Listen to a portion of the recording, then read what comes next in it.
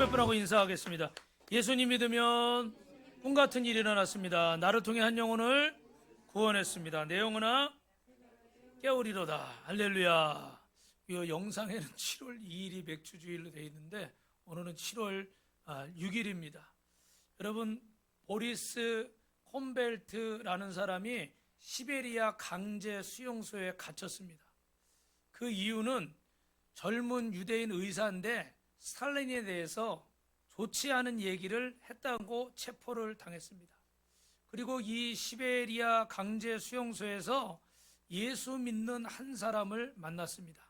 그는 이 유대인 의사에게 집요하게 복음을 전했어요. 이 의사는 처음에 완강하게 거부했지만 결국은 그 복음을 받아들이고 그리스도인이 되었습니다. 그리고 그는 예수님을 믿고 나서 너무 은혜를 받고 우리 이용호 집사님이 우리 빛과 소금 교회 오셔서 이렇게 은혜 받는 것처럼 하나님이 주시는 은혜와 자유와 평안을 얻었습니다. 그리고 두 가지를 결심하게 되는데 첫 번째는 놀라운 사랑을 가르쳐준 그 그리스도인처럼 나도 하나님 사랑하는 사람으로 사랑하며 살겠다.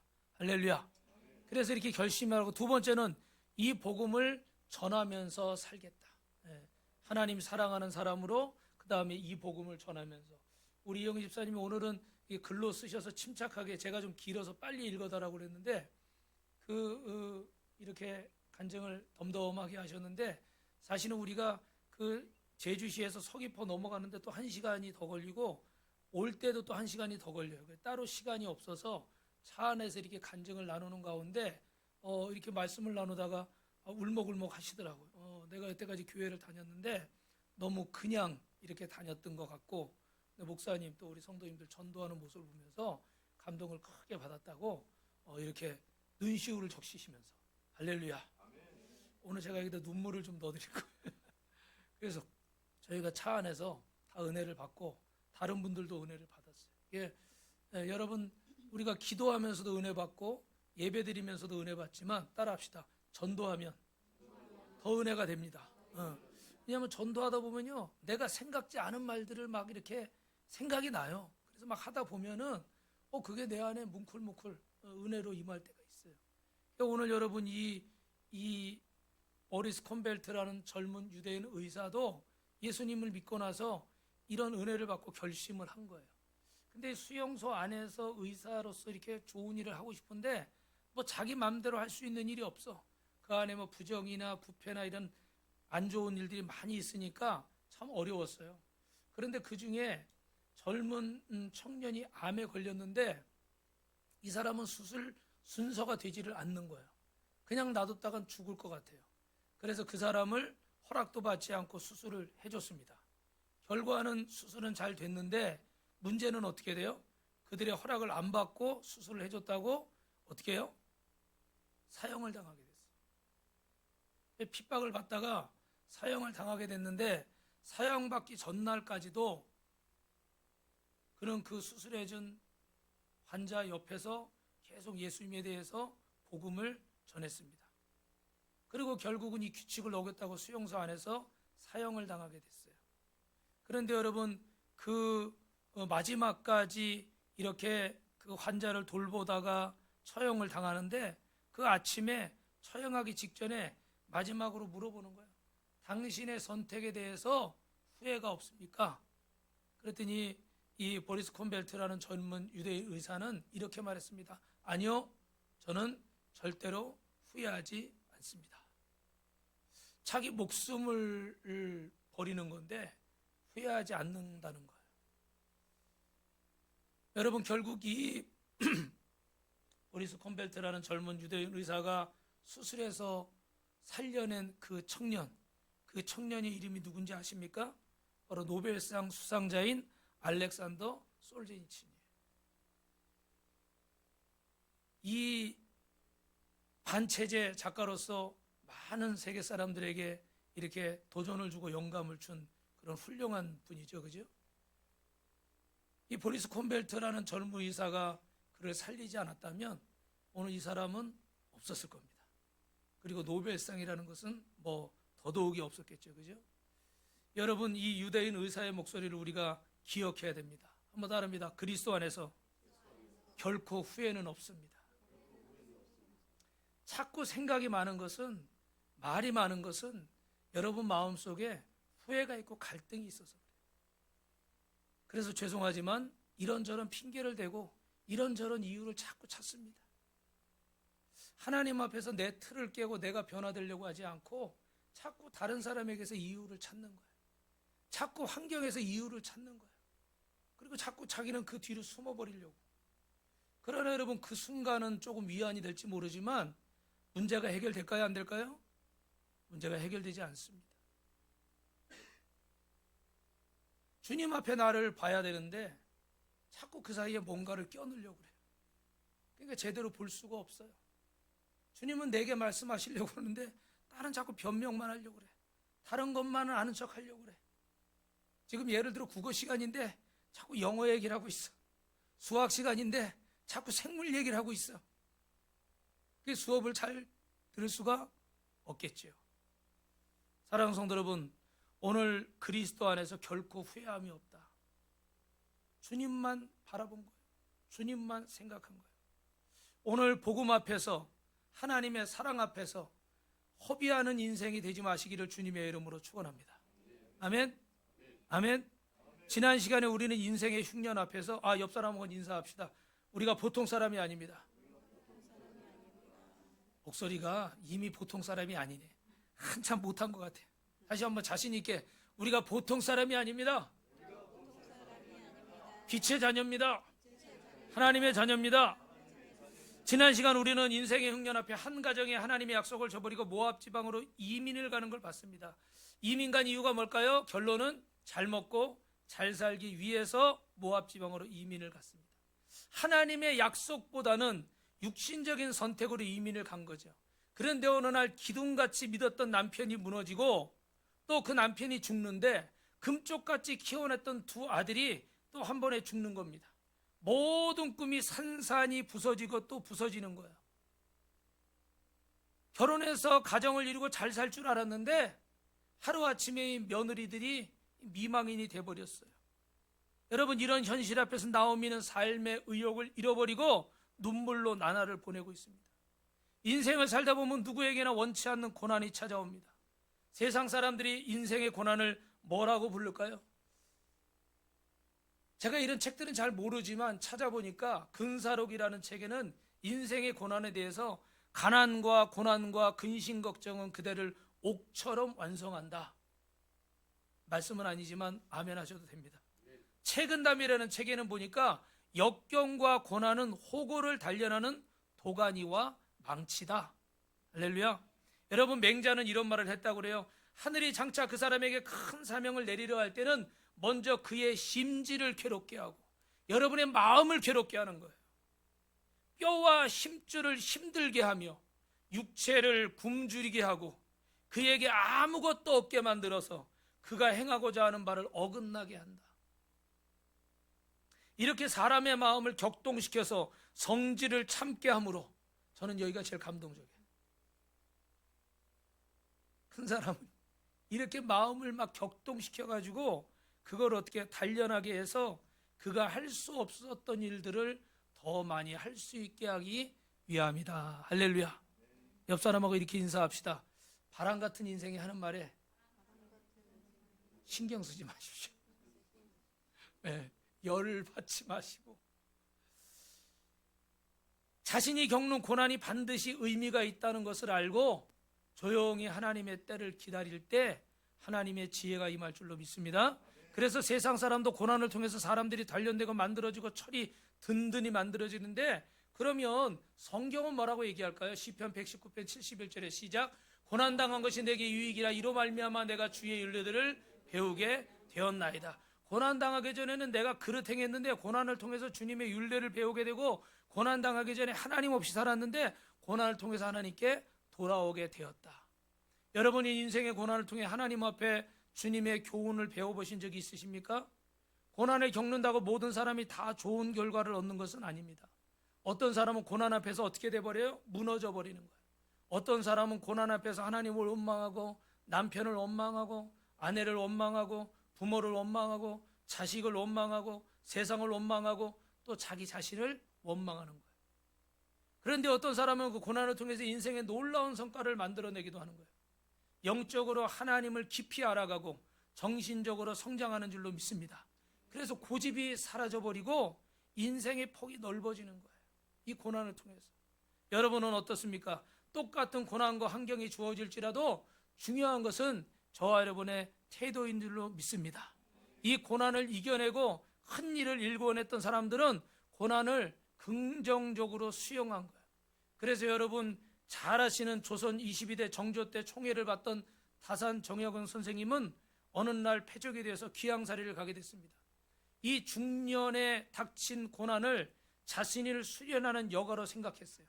모든 간직과 직분을 박탈당하고 귀양살이를 하게 됐는데 이런 인생의 고난을 이 진정한 학문을 할 수 있는 하늘이 준 기회로 생각을 한 거예요.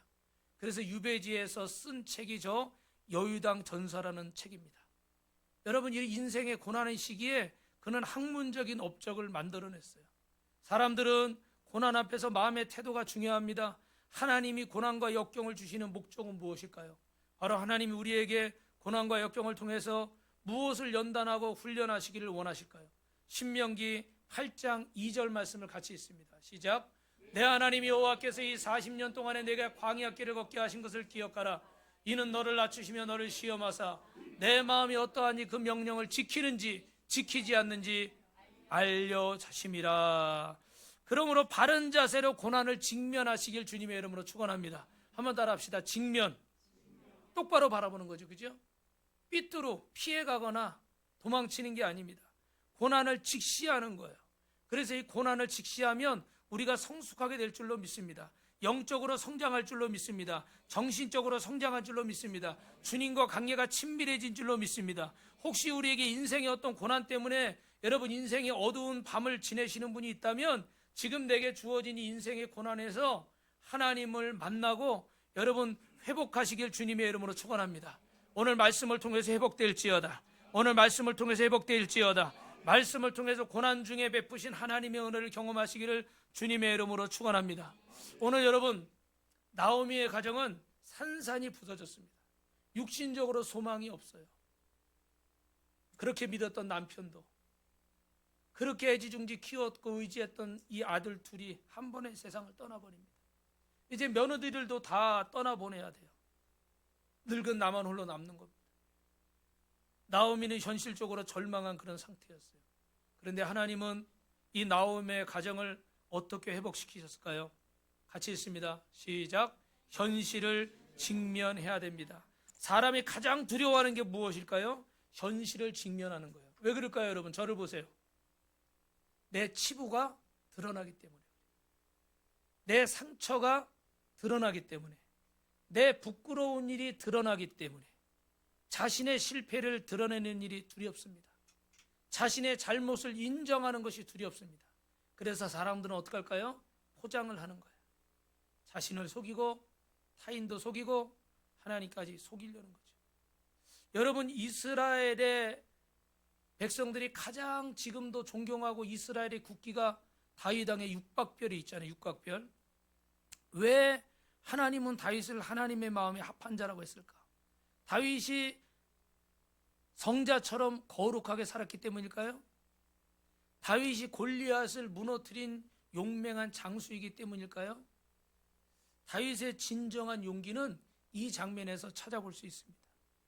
우리가 잘 아는 것처럼 아무도 몰랐던, 나만 알고 있었던 은밀한 죄를 일개 선지자, 나단 선지자 앞에서 지적당하는 그 순간에, 그 나쁜 사람이 당신입니다 지적당하는 그 순간에 부인할 수도 있었고 거짓말할 수도 있었습니다. 예를 들면, 선지자님 뭔가 잘못 알고 계시는군요. 저는 그런 짓을 안 했습니다.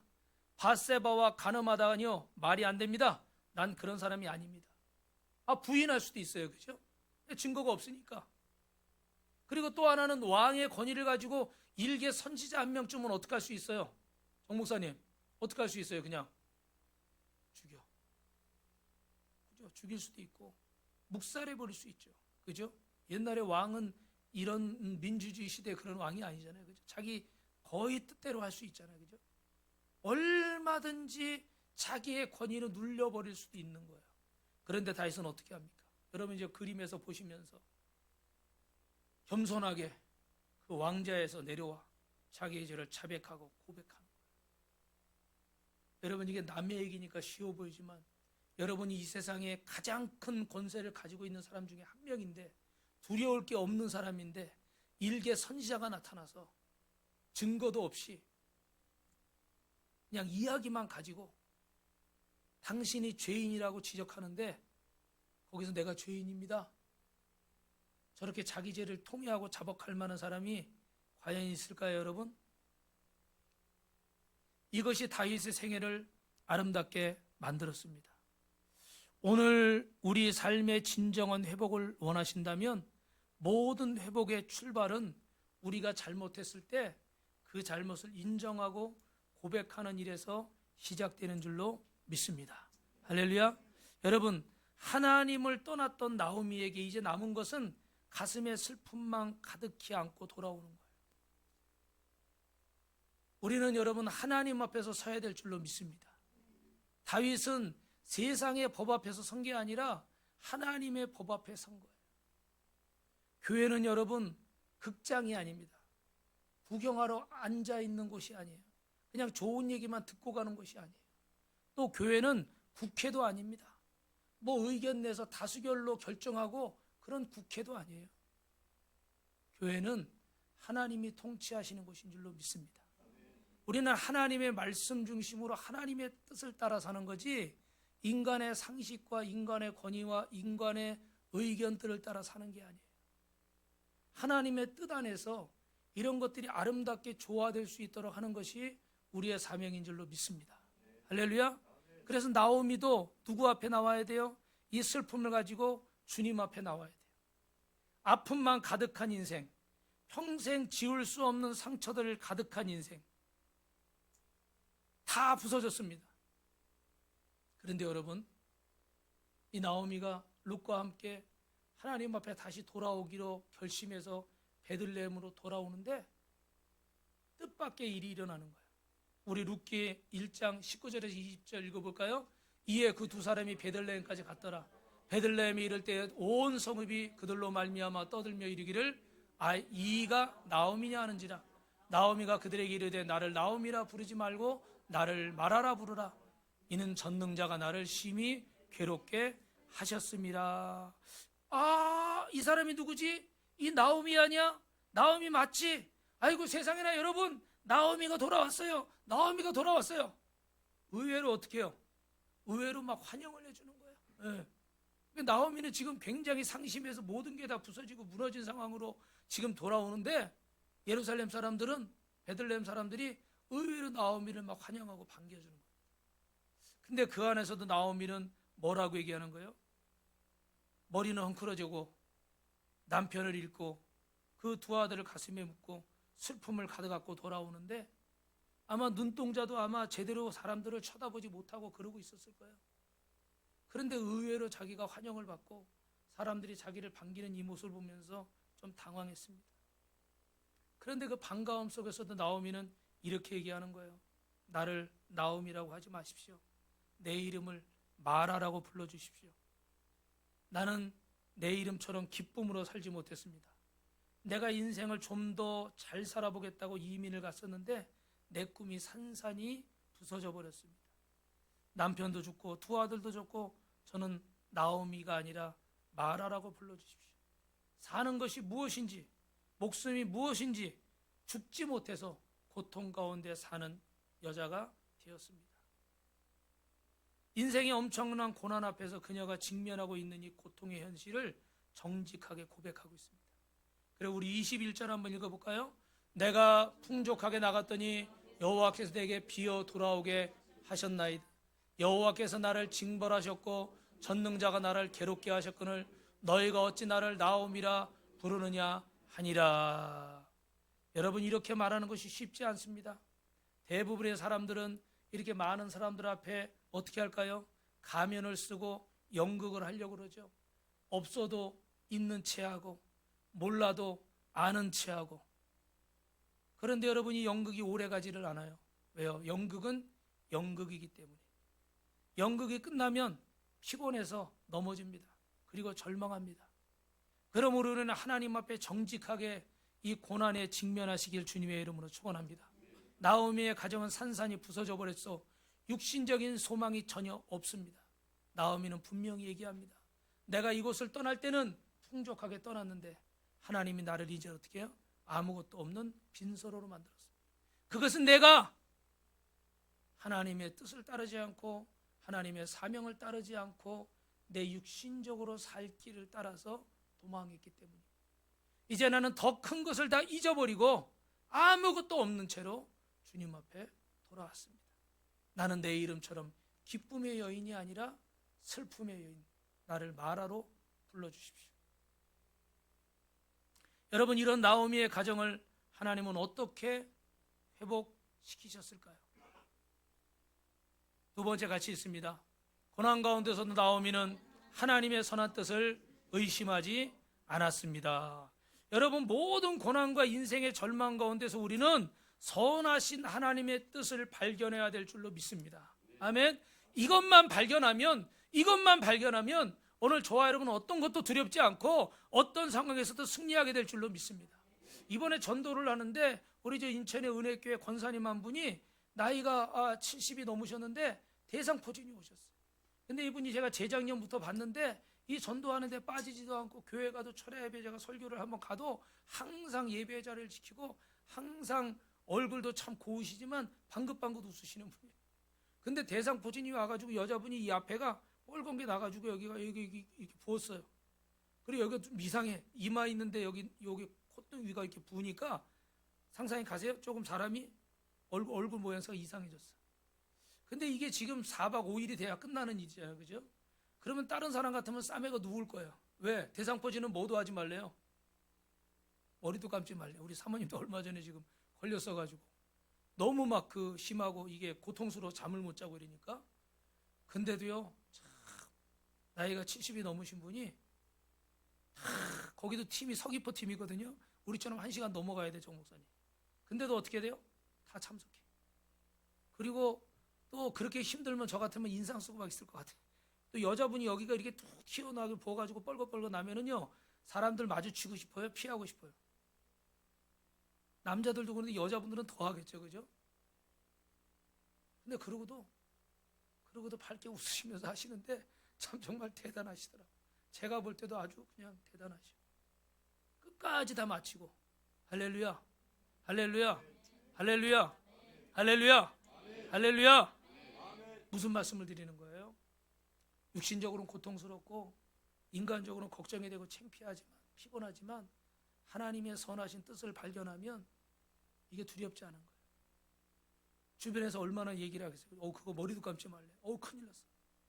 본인들도 얼마나 두렵겠어요. 그리고 젊은 사람도 아니고 나이가 그렇게 드신 분이니까 아무래도 면역력이나 이런 것도 약할 수밖에 없을 거고 저도 걱정이 되더라고요. 그런데 아침에밖에 마주칠 시간이 없어. 다 이렇게 흩어지니까. 그런데도 아침마다 보면은 그 밝은 얼굴로 깔끔하게 하시고 나와가지고 여기를 툭 벗는데도 불구하고 끝까지 이걸 감당을 하시더라고요. 여러분, 우리는 고난 앞에서도 하나님은 결코 우리를 버리지 않으시는 줄로 믿습니다. 이 고난을 통해서 하나님의 뜻에 순종하면 하나님은 어떻게 돼요? 우리를 새롭게 하시는데 분명한 것은 여러분 한번 따라 하십시오. 고난 없이 인간은 순종을 배울 수 없습니다. 고난 없이 인간은요, 순종을 배울 수가 없어요. 제가 뭐 하고 싶은 얘기는 많이 있지만 저를 보니까 고난이 없으면 사람은 변하지 않아요. 순종을 배울 수가 없어요. 물론 입으로는 순종한다고 하죠.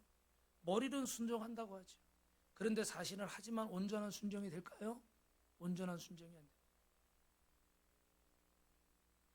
저는 어릴 때 주님을 만나서 고등학교 때 성령 세례를 받고 또 20살 때 신학을 가서 이렇게 다른 길은 가본 적이 없어요. 그래서 나는 전도사고 목사하고 나는 다른 걸 해본 적이 없어요. 그런데도 불구하고 주님 앞에 순종해서 이 사역을 몇십 년을 해도 제가 나중에 보니까 온전히 순종했을까요?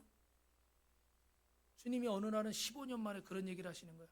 저 부산의 금정산 기도원에서 한밤중에 너는 주의 일을 한 것이 아니라 너의 일을 했다. 나는 아버지가 입던 양복에 구두에 맞지도 않는 거 입고 나가서 20살 때부터 교육전도사를 한다고 평생을 교회에서 살았는데 나보고 너는 하나님의 일을 한 게 아니라 너의 일을 했대요. 제가 열이 받아가지고 밤새 성전에서 철야 기도를 했어요. 진짜 맨정신으로 밤을 새운 거는 그때가 처음인 것 같아요. 정 목사님. 그래서 막 밤새 씨름을 했어요. 내가 주님의 일을 이렇게 젊은데 돌아다니지도 않고 놀러 다니지도 않고 내가 이렇게 교회에서 이렇게 살았는데 주님 나한테 이럴 수 있습니까? 근데 제가 이겼을까요? 하나님이 이겼을까요? 야복강가의 야구처럼 그 정도는 제가 아니지만 결국은 하나님 제가 잘못했습니다. 기도를 하면 할수록 반항을 하면 할수록 내가 잘했다고 하면 할수록 생각나게 하시더라고요. 정말 주님을 위해서 한 게 아니라 나를 위해서 했던 일들을 생각나게 하시더라고요. 그래서 여러 번 말씀드리지만 제가 오늘 이 자리에 있는 것도 제가 나를 위해서 있지 않고 주님을 위해서 있으려고 순종하는 거예요. 그런데 그걸 잘 몰라주는 분들이 계시더라고요. 섭섭해. 뭐라고요? 섭섭하다. 잘 몰라주시더라고요. 뭐 다 알아주실 수는 없겠는데 저는 제 일을 하지 않고 주님의 일을 하려고 몸부림치는 거예요. 근데 여러분 고난이 없이 이게 될까요? 되는 줄 알았어요. 하는 줄 알았어요. 근데 알고 보니까 온전한 순종을 하지 않았더라. 여기서 이 간증을 다 할 수는 없지만 여러분 기억하십시오. 고난 없이는 우리가 온전히 순종할 수가 없습니다. 순종한다고 하지만 그 순종이 주님 앞에 온전한 순종이 아닐 수 있다는 사실을 여러분 꼭 기억하시라는 거예요. 이 안에 있다고 교회 다닌다고 다 순종하고 있는 게 아니에요. 예수 믿는다고 목사라고 전도사라고 장로님이라고 집사님이라고 다 순종하는 게 아니에요. 고난을 통해서 우리가 깨어져야 하나님 앞에 온전한 순종이 되는 거예요. 그래서 히브리서 5장 8절 9절에 전도 사진이 좀 이따 뒷부분에 하겠습니다. 시작. 그가 아들이면서도 받으신 고난으로 순종함을 배워서 온전하게 되셨은즉 자기에게 순종하는 모든 자에게 영원한 구원의 근원이 되시고. 할렐루야. 여러분 고난을 통해서 순종을 배우는데 하나님의 아들인 예수 그리스도도 고난을 통해서 하나님 앞에 온전히 순종하게 된 줄로 믿습니다.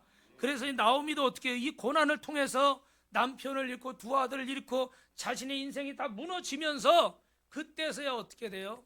하나님 앞에 온전한 순종을 하게 되었더라는 거예요. 그래서 오늘 1장 21절 우리가 읽은 말씀이에요. 풍족하게도 나갔는데 여호와께서 내가 비어 돌아오게 하셨다. 고난을 통해서 다 잃고 나서 보니까 어떻게 돼요? 하나님을 깨닫게 되었다는 거죠. 내가 주님의 뜻대로 살지 않았다는 거.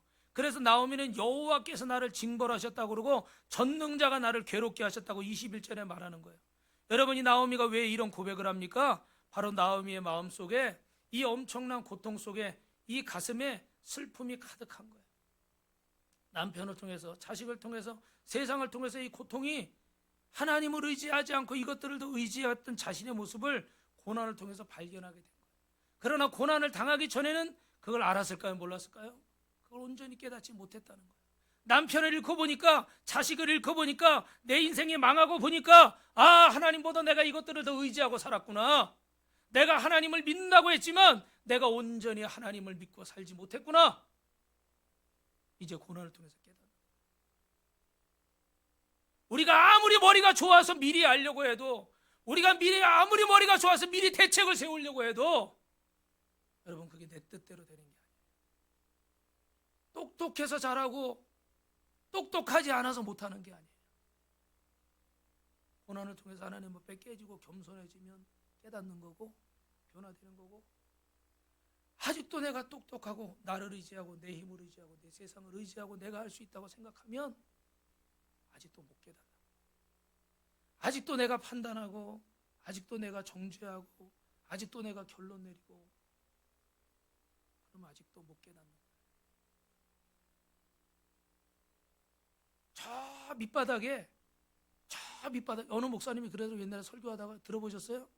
자기가 한참 이렇게 밑으로 떨어졌대요. 그리고 여기가 끝이겠지 그러니까 더 떨어지더래. 한 지하 한 100층 정도 되는 것 같은 느낌에. 그래서 이제는 그만 떨어지겠지. 그러니까 또 떨어지더래. 그래가지고 이제 에라 마음대로 해라. 그리고 이제 포기했더니 더 이상 안 떨어지고 거기서 하나님이 이렇게 끌어올리시더래. 왜 하나님이 그렇게 떨어뜨리실까? 왜 그렇게 하나님이 고난을 주실까? 우리를 어떻게 돼요? 변하시고 깨트리시고 깨닫게 하시고 하나님이 온전히 복 주시려고 그렇게 하시는 줄로 믿습니다. 할렐루야. 여러분 오늘 좀 영상이 이따 예배 끝나고 영상을 틀어드릴 건데 우리는 이렇게 가서 열심히 이렇게 뭐 식당도 들어가고 구두가게도 들어가고 제가 금요일 날도 말씀드렸지만 또 학교에도 들어가고 근데 한 가지 우리 전도사님이 이번에 대히트를 쳤어요. 그래서 저기 저 구령대 검은 데 서 있는 게 지금 전도사님이 서 있는 거야. 우리 사모님하고 다른 분은 학교에 들어가려고 그랬더니 고학년 애가 여기 아무나 들어오시면 안 돼요? 그래 미안해. 그럼 바로 나왔어. 학교도 허락받고 들어가야 되는데. 근데 우리 전도사님은 저렇게 들어가가지고 구령대에서 10명씩 모아놓고 복음을 전해도 누가 제재를 안 해. 저 다 보이잖아요. 한가운데잖아. 그죠? 근데 나중에 마지막 날 거기 아무나 들어가면 안 된다니까 몰랐대. 그래서 우리가 깨달은 게 야, 이 전도사님이 매일 새소식반 토요일 날마다 매주 이렇게 하더니 영역이. 그래서 우리 사모님이 이러더라고요. 얘들아 아이스크림 먹을래? 그러니까 쳐다도 안 보고 가더래. 근데 우리 전도사님이 얘들아 학원 끝났어? 학원 가는 거야? 근데 애들이 우르르 따라오더래. 희한하더래요. 본 사람들의 간증을 들어보니까 우리 김필립 쌤도 자기는 2-3명 막 장난치고 들러붙어가지고 이게 컨트롤이 안 되는데 전도사님 앞에서 10명이 순한 양처럼 저렇게 쫙 복음을 듣더라는 거야. 할렐루야. 근데 전도사님의 히트는 여기서 끝나지 않아요. 정말 여러분 기가 막힌 일이 있는데 오늘 끝나고 여러분들도 다 대접할게요. 우리는 제주도에서 아주 유명한 핫한 보이면을 다 먹었어요. 보이면. 여러분 보이면 드셔보셨어요? 못 드셔보셨죠? 인터넷 검색을 우리가 그렇게 했어. 보이면. 그래 다솜이가 그 얘기를 듣고 아무리 검색해도 안 나와. 그 보이면이 뭔가 이게 핫한 것 같은데 우리도 먹어보자. 그랬는데 나중에 보니까 우리 상아가 딸이 엄마한테 엄마 거기 가면 그냥 있지 말고 카페 보이면 대접해드려. 그랬는데 카페 보이면을 띄고 얘기한 거야. 그래서 우리는 보이면을 계속 찾았어. 아무리 해도 안 나와. 근데 나중에 이제 다솜이의 간증을 듣고 카페 보이면. 그래서 우리가 보이면을 다 한 잔씩 마셨다는 거예요. 면이 아니에요, 여러분. 여러분도 오늘 끝나고 보이면 한 잔씩 하시기 바랍니다. 이 얘기를 하는 데마다 배꼽이 터져. 보이면. 할렐루야. 그래서 이렇게 전도를 열심히 뭐 구두가게도 가고 저 식당 아주머니에도 갔더니 우리가 그 교회에 부담을 안 주려고 점심 저녁을 사 먹었어요. 사 먹는데 저 식당 가서 이렇게 전도를 했더니 저 사장님 언니가 권사님인데 7월 12일 날인가요? 무릎 수술을 한대. 그래서 기도를 해드렸더니 감사하다고 저희가 아구찜 먹는데 식사값을 다 냈어요. 할렐루야. 옆 사람하고 전도하면 밥도 생겨요. 먹을 것도 생겨. 그래가지고 이렇게 전도도 하고 예배도 이렇게 초대해서 드리고 또 기도도 해주고. 할렐루야. 오늘도 하나님 옆 사람하고 인사합시다. 하나님이 살아계십니다. 아멘. 여러분 인생을 살다 보면 가장 밑바닥에 떨어지는 경험, 도저히 안 되겠다 이런 상황을 통해서 우리는 주님을 만나는데 그런 마지막으로 이렇게 산산이 부서지고 육신적으로 소망이 없던 이 나오미의 가정을 하나님은 어떻게 회복하셨을까요? 마지막입니다. 시작. 나오미의 가정이 하나님께로 돌아왔습니다. 여러분 세상은 우리를 유혹합니다. 나에게 꿈을 주고 돈을 주고 행복을 약속합니다. 그러나 세상의 꿈을 찾아갔던 나오미가 산산이 부서져서 돌아오는 거예요. 나오미가 어디로 돌아오는가? 여러분 베들레헴으로 돌아왔습니다. 베들레헴은 나오미가 마땅히 있어야 할 자리였습니다. 나오미는 이곳에서 하나님을 섬기며 하나님을 찬양하던 그 자리였어요. 그러므로 여러분 돌아오시기를 주님의 이름으로 축원합니다. 베들레헴으로 돌아오시길 축원합니다. 하나님이 부르신 자리로 돌아오시길 축원합니다. 그 자리에 있어야 꽃이 피고 그 자리에 있어야 열매가 맺히는 거예요. 그런데 왜 사람들은 돌아오지를 못할까요? 무엇 때문에 하나님께 돌아오지를 못할까요? 아직도 인생의 바닥을 쳐보지 않아서 그렇습니다. 죄송합니다. 아직도 내 힘과 내 뜻대로 사는 것이라고 생각하고 있기 때문에 주님 앞에 돌아오지를 못하는 거예요. 아직 뭔가 남아있어서, 미련이 남아있어서 아직도 뭔가 내가 할 수 있다 생각하기 때문에 주님 앞에 온전히 돌아오지를 못하는 거예요. 나오미가 베들레헴으로 돌아옵니다. 베들레헴은 떡의 집, 말씀의 집이란 뜻이죠. 이 베들레헴은 수천 년 후에 이 땅에 오신 우리를 죄와 저주를 십자가에서 담당해 주시고 우리 모두를 구원해 주신 바로 예수님이 계신 곳입니다. 그래서 요한복음 6장 48절에 내가 곧 생명의 떡이로다. 할렐루야. 그 생명의 떡이 있는 곳이 바로 이 자리인 거예요. 그래 오늘 저와 여러분이 돌아온 이 자리가 바로 생명의 떡이 있는 곳인 줄로 믿습니다. 이렇게 주님 앞에 돌아오는 거, 이것이 진정한 회개입니다. 여러분이 어디에 있든지 시간에 주님 앞에 돌아오시길 주님의 이름으로 축원합니다. 말씀을 정리합니다. 나오미가 인생의 큰 고난을 통해서 베들레헴으로 돌아왔습니다. 그러자 하나님이 어떻게 하십니까? 22절입니다. 시작. 나오미가 모압 지방에서 그의 며느리 모압 여인 롯과 함께 돌아왔는데 그들이 부르짖으 시작할 때에 베들레헴에 이르렀더라. 할렐루야. 고향에 돌아오니까 기다리던 황금빛 풍년의 이 들판이 쫙 전경이 펼쳐지는 거예요. 여러분, 이런 상황 속에서 오늘 우리는 이 고난과 고통이 우리에게 얼마나 필요한 채찍인가. 잠언 3장 12절에 보니까 같이 있습니다. 시작. 대저 여호와께서 그의 사랑하시는 자를 징계하시기를 마치 아버지가 그 기뻐하는 아들을 징계한 같이 하시느니라. 하나님이 두고 볼 수 없다고 판단하셔서 이제는 그 사랑으로 우리를 위해서 사랑의 채찍을 드신 거예요. 마치 나오미에게 사랑의 채찍을 드신 것처럼 우리에게 사랑의 채찍을 드실 때 여러분 감사하시기 바랍니다. 감사하시기 바랍니다. 고난과 고통을 낭비하지 마시기 바랍니다. 고난과 고통을 낭비하지 마시기 바랍니다. 하나님의 선하심을 믿고 고난 가운데 승리하시기 바랍니다. 변명하고 자꾸 다른 것을 끌어들이고 자꾸 다른 이유들을 만들지 마시고 하나님 앞에 돌아오시기 바랍니다. 우리 로마서 8장 28절 마지막으로 읽고 말씀을 마칩니다. 우리가 알거니와 하나님을 사랑하는 자 곧 그의 뜻대로 부르심을 입은 자들에게는 모든 것이 협력하여 선을 이루느니라. 하나님의 뜻대로 부름받은 우리 빛과 소금 성도들, 또 이 예배를 영상으로 드리는 분들은 모든 것이 협력해서 고난마저도 나오미에게 이 고난이 복이 됐던 것처럼 우리에게도 하나님께 돌아오는 복이 될 줄로 믿습니다. 이 맥주간사절에 여러분, 이 한 해의 절반인데 이 한 해를 정말 하나님 앞에 진심으로 감사하고 새로운 또 6개월을 여러분이 주 안에서 승리할 수 있기를 주님의 이름으로 축원합니다. 축원합니다.